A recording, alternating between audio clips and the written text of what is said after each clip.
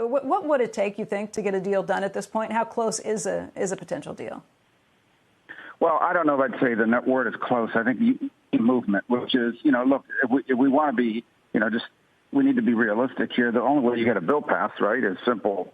How you make a bill become law is you got to get it passed out of the Senate, which under our rules require Democrats and Republicans to vote for it. You need 60 votes. You got to get it passed in the House, which is controlled by Democrats, and you have to have a Republican president sign it. So that means anything we come up with is going to have things that both sides make concessions on and both sides get priorities in.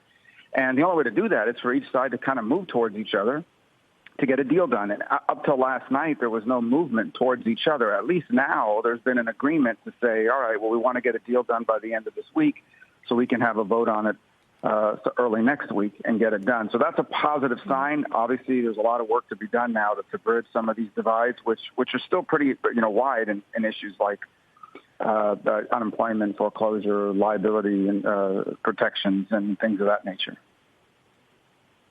We had Senator Mike Braun, the Republican from Indiana, on earlier this morning, and he said that the sticking point for him would be if you try to put any municipality or state money that goes into this. He said he would look askance at that, and so would some of his other conservative Republicans that he's kind of aligning himself with at this point. But we know that Leader McConnell has said at this point he may break with some in his caucus.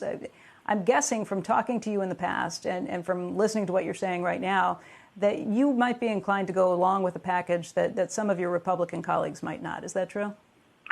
Well, I think we have to do something. Like, the biggest problem here, the worst thing that could happen is that we do nothing and then let this thing ride on its own. And we're going to be right back here because, for example, the PPP funds for most small businesses have been exhausted. They spent through their 8 weeks of payroll.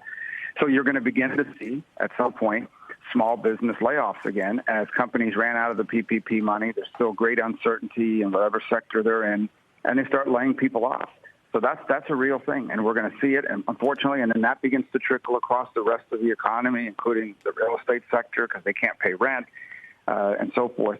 So we have to act. We have to do something, and that will require us to vote for a bill that has things in it that I may not necessarily like. Now, there's a limit to what you're going to take. I'm not going to pass the $3 billion HEROES Act or whatever they called it, which has all kinds of stuff in there that has nothing to do with the pandemic. So $3 billion, I'm sorry. The $3 trillion, I apologize. $3 trillion, right. Right, it's hard to get your head around big numbers like this. I know. So anyway, so that's why everyone's going to have to do something to move to get what we want, which is the nature of divided government.